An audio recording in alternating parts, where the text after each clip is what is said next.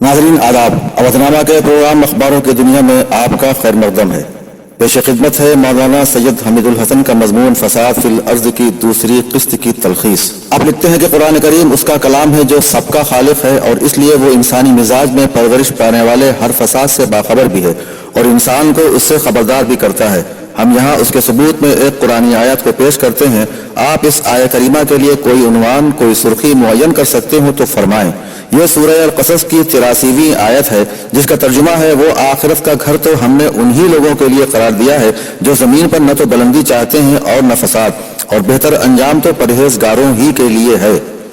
इस आयत की तफसीर के लिए अमीरुल मोमिनीन अली अलैहिस्सलाम ने फरमाया कि अगर कोई शख्स चाहे कि उसकी जूती का तस्मा यानी डोरी उसके दोस्त की जूती के तस्मे से बेहतर हो तो वो इस आयत में यानी इस आयत के हुक्म मजम्मत में दाखिल है। यह सब इसलिए लिखा गया कि आज जब इंसानी जस्द की तहकीकात इतनी वसअतों में है कि जिसकी कोई इंतहा नहीं, उसके बावजूद के इंसानी जिस्म की नसों तक की तकलीफ का इल्म और उसका इलाज मुमकिन हो चुका है, कोई ये नहीं बता सकता कि इंसानी दिमागों की नसों में कौन से जज्बात परवरिश पा रहे हैं और इंसान फौरन ही क्या फैसला करने वाला है। यह बात भी वही जान सकता था और जान सकता है जो इस इंसान का भी खालिक है और इंसानी जिस्म के मुख्तलिफ आज़ाए जिस्म का भी खालिक है। गालिब ने कहा था कि रगों में दौड़ते फिरने के हम नहीं कायल, जो आंख ही से न टपके तो फिर लहू क्या है।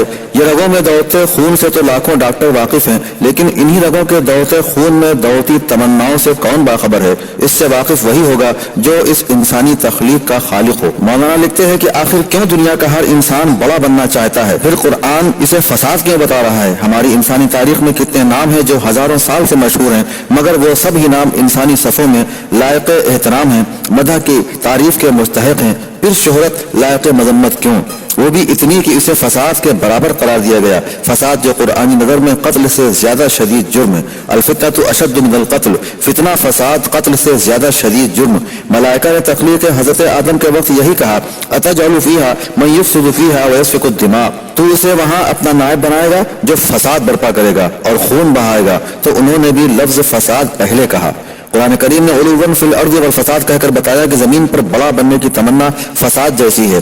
पूरी आयत को फिर से देखें, बात वाज़ेह हो जाती है कि आखिरत का घर यानी अच्छी जगह उनके लिए है जो इस जमीन पर न तो बड़ा मर्तबा चाहते हैं और न फसाद। ये बड़ा मर्तबा, ये उलूवन फिल अर्ज़ क्या है? बड़ा बन जाना, मशहूर हो जाना, ऊंची जगह मिल जाना, यही सब तो है। और ये सब फसाद के बराबर। मौला अली ने एक जूते की डोरी जैसी मामूली बात बताई और हम सब के लिए अक्ल व दानिश के दरवाजे खोल दिए। जितना समझ सकते हैं समझ लें। जूते की डोरी के बराबर भी दूसरे के मुकाबिल बड़ा बनने का, बड़ा कहलाने का जज्बा और बात है, और अच्छा जूता, अच्छा तस्मा होना और बात है। दूसरे को नीचा दिखाकर खुद बड़ा बन जाने का जज्बा कभी लायक मदह नहीं हो सकता। और जब ये आरज़ू, ये तमन्ना, ये जज्बा, ये ख्वाहिश, ये लहर नफ्स में उभरेगी तो इसका नतीजा आगे और आगे और आगे हमें उन आदतों तक ले जाएगा जहां फसाद ही फसाद होगा।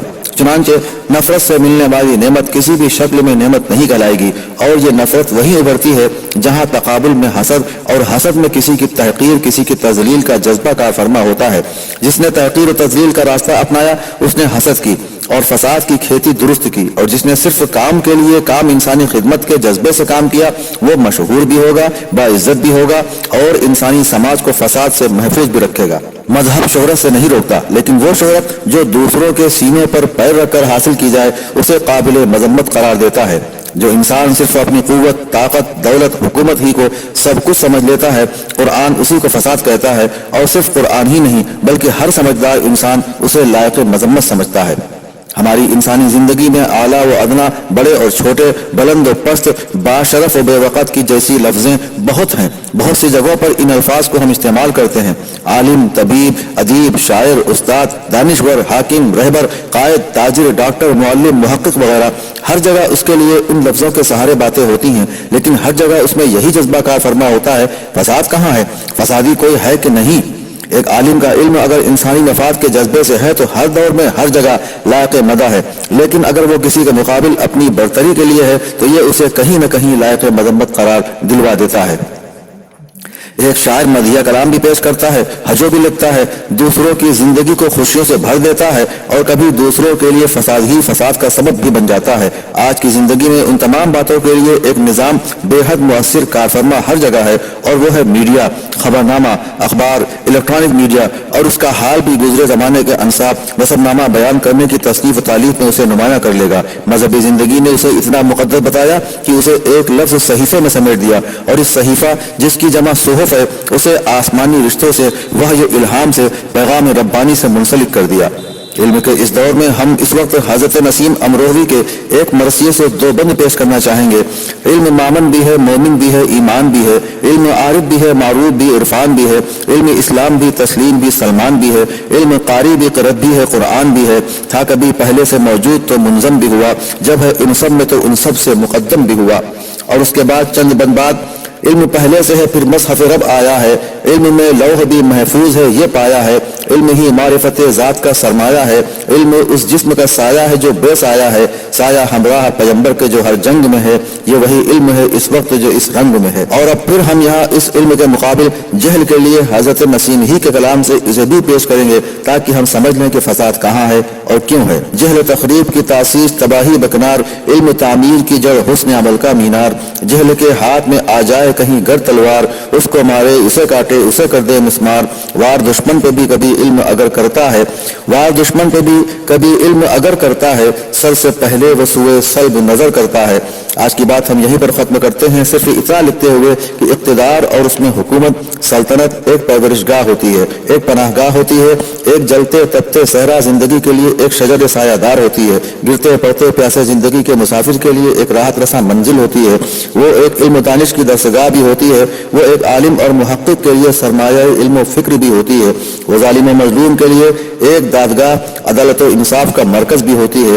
ایک اچھی حکومت کا ہر اقدام اسی وقت تاریخ میں یادگار بنتا ہے جب وہ ہر فساد سے اپنی رعایا کو محفوظ رکھ سکے اور ہر امن و سکون انہیں مہیا کرا سکے۔ مولانا لکھتے ہیں کہ زمین پر فساد ہمیشہ سے ہے، اس زمین پر فساد پھیلانے والے بھی ہمیشہ سے ہیں، آئیے ہم ان کے ساتھ ساتھ چلے جو ایسے تمام فسادات سے نفرت کرتے ہوں کہ جس میں ایک دوسرے سے محبت کرنے والوں کو ایک دوسرے سے نفرت کرنے پر مجبور کیا جا سکے۔ یہ زمین ہماری ہے، ہم اسی زمین کے باشندے ہیں، اور ہم خود سے اس دنیا اس جہاں میں نہیں آئے ہیں، جس نے ہمیں یہاں بھیجا اسی نے ہم سے کہا لا تفسدوا فی الارض، زمین پر فساد نہ پھیلاؤ۔ ہمارے شرف، ہماری بلندی، ہماری انسانی عظمتوں کا ہم سے یہی مطالبہ ہے کہ اچھے انسان بنو، محبت والے انسان بنو، نفرت والے قابل نفرت انسان بننے سے بچو اور دوسروں کو بچاؤ، یہی ہمارا مقصد زندگی ہے۔ اور بس ہمارے دیش، ہمارے بھارت میں ہر مذہب اور ہر مذہبی انسان کا یہی پیغام ہے، خود اپنوں کے لیے، دوسروں کے لیے، تمام دنیا کے لیے، کہ ظلم فساد ہے اور رحم و محبت ہی امن سکون کی سب سے قیمتی دولت عطا کرتے ہیں، جسے سمجھ لینا ہی عقل و دانش ہے، ورنہ جہالت تو سہارا رہتی ہے ہر فسادی کے لیے، ہر فساد کے لیے۔